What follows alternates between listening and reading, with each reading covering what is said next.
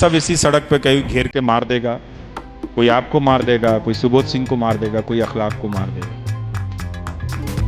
मरेंगे वो सब जो चुप है।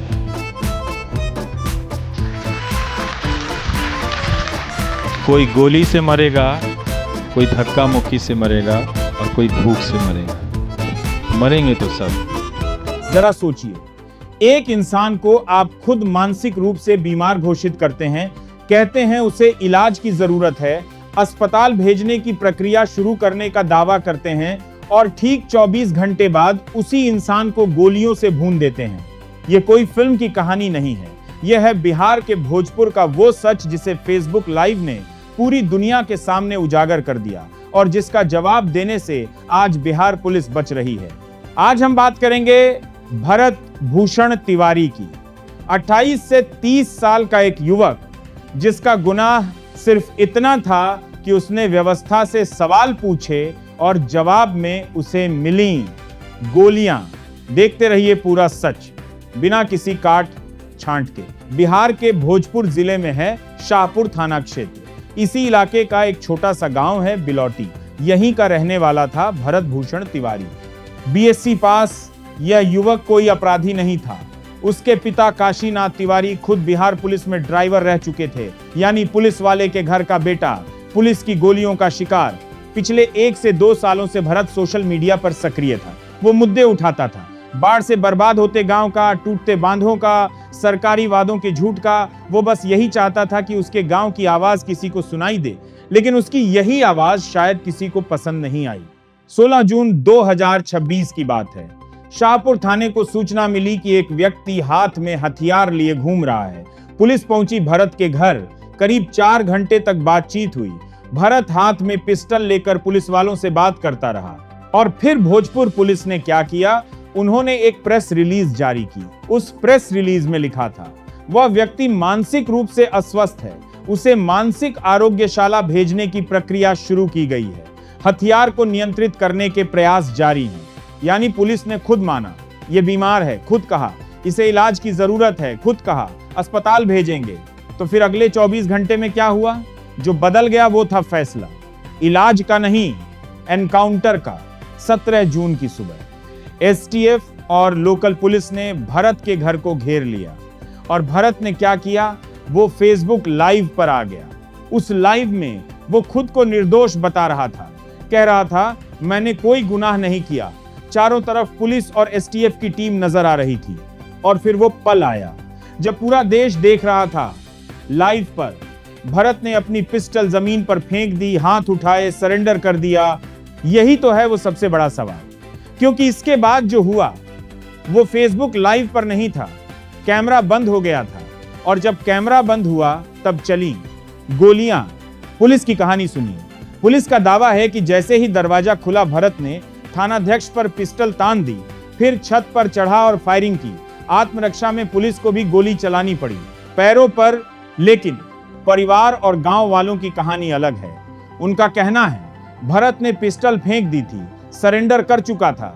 फिर पुलिस वालों ने उसे धक्का देकर गड्ढे में गिराया और जगदीशपुर के डीएसपी के आदेश पर उसे 5 गोलियां मार दी गईं। कमर के नीचे 4 गोलियां। भरत को पहले शाहपुर अस्पताल ले जाया गया, फिर आरा सदर अस्पताल। हालत बिगड़ती गई तो पटना पीएमसीएच रेफर किया गया। 90 किलोमीटर की दूरी, इतना खून बह चुका था कि भरत नहीं बचा। और जैसे ही उसके शव का पोस्टमार्टम हुआ और गांव पहुंचा, भोजपुर जल उठा। लोगों ने आरा बक्सर हाईवे जाम कर दिया, मोमबत्ती मार्च हुआ, पुलिस को लाठीचार्ज करना पड़ा।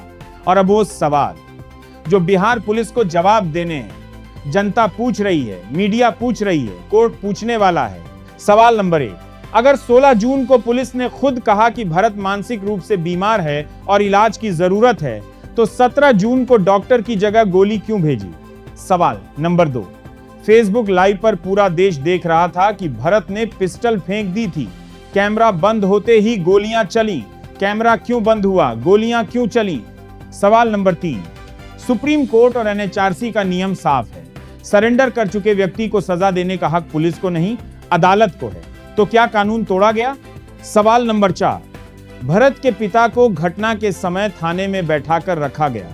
बाद में बताया कि बेटे के पैर में गोली लगी है। परिवार को सच क्यों छिपाया गया? सवाल नंबर 5। भरत एसडीएम से मिलकर बाढ़ पीड़ितों की समस्याएं उठाता था। भाई का आरोप है कि एसडीएम भरत से नाराज थे। क्या यह एनकाउंटर सिर्फ एक आवाज दबाने की कोशिश थी? इस पूरे मामले में सबसे दर्दनाक हैं भरत की मां के शब्द। मां कह रही हैं, मेरा बेटा सरेंडर कर चुका था, हथियार जमीन पर फेंक दिया था, फिर भी उसे 5 गोलियां मारी गईं। क्यों? किस लिए? पिता काशीनाथ तिवारी ने कहा, मेरा बेटा कोई कुख्यात अपराधी नहीं था जिसे पहले मानसिक रूप से बीमार बताया, उसी को गोलियों से छलनी कर दिया। मुझे न्याय चाहिए। भाई चंदन का आरोप है, भरत बाढ़ पीड़ितों के लिए लड़ता था, इसीलिए उसे निशाना बनाया गया। इस परिवार के ऊपर जांच अभी और भारी है। पुलिस ने भरत के पिता और भाई पर भी एफआईआर कर दी है। आरोप अवैध हथियार रखने और संरक्षण देने का। जिनका बेटा और भाई गया, उन्हीं पर मुकदमा। इसे क्या कहेंगे आप? भारत में एनकाउंटर कोई अलग कानूनी प्रक्रिया नहीं है। सुप्रीम कोर्ट और एनएचआरसी ने साफ कहा है, पुलिस केवल आत्मरक्षा में घातक बल प्रयोग कर सकती है। यदि आरोपी सरेंडर कर दे तो उसे गिरफ्तार करना होगा। सजा देने का काम अदालत का है, पुलिस का नहीं। हर एनकाउंटर की स्वतंत्र जांच जरूरी है। एफआईआर दर्ज होनी चाहिए, मजिस्ट्रेट जांच होनी चाहिए और पुलिस केवल करने के बाद, सवाल पर करने के बाद तंपन तरफदर बरी सवाल पर करती है। फोरेंसिक जांच अनिवार्य है। अब सवाल यह है, अगर भरत ने वाकई सरेंडर किया था तो क्या कानून की धज्जियां उड़ाई गईं? और अगर ऐसा हुआ तो जिम्मेदार कौन? मामला जब तूल पकड़ा तो बिहार सरकार हरकत में आई। शाहपुर थानाध्यक्ष राजेश कुमार मलाकार समेत 4 पुलिसकर्मी सस्पेंड किए गए। सीएम सम्राट चौधरी ने न्यायिक जांच का ऐलान किया। हाईकोर्ट के एक रिटायर्ड जज इसकी जांच करेंगे। जेडीयू के राष्ट्रीय कार्यकारी अध्यक्ष संजय कुमार झा ने भी माना, वीडियो कई संदेह पैदा करता है। शिक्षा मंत्री मिथिलेश तिवारी ने भी सवाल उठाए। अगर मानसिक रूप से बीमार था और हथियार छोड़ दिया था तो पुलिस ने किन परिस्थितियों में गोली चलाई? आरजेडी ने मांगी सीबीआई जांच। पूर्णिया सांसद पप्पू यादव ने भरत की तुलना भगत सिंह से की। बीजेपी विधायक राकेश ओझा ने परिवार से मिलकर न्यायिक जांच का समर्थन किया। सत्ता के अंदर और बाहर सब एक सवाल पूछ रहे हैं, सच क्या है? भरत भूषण तिवारी अब नहीं रहा, लेकिन उसके सवाल जिंदा हैं। ये मामला सिर्फ एक एनकाउंटर का नहीं है। ये सवाल है कि इस देश में जब कोई बाढ़ पीड़ितों के लिए आवाज उठाए, जब कोई सोशल मीडिया पर व्यवस्था से सवाल पूछे, तो उसके साथ क्या होता है? यह सवाल है कि जिसे खुद पुलिस मानसिक रूप से बीमार माने, उसे डॉक्टर देना था या गोली? यह सवाल है कि फेसबुक लाइव पर सरेंडर के बाद कैमरा बंद होते ही गोलियां क्यों चली? न्यायिक जांच हो रही है।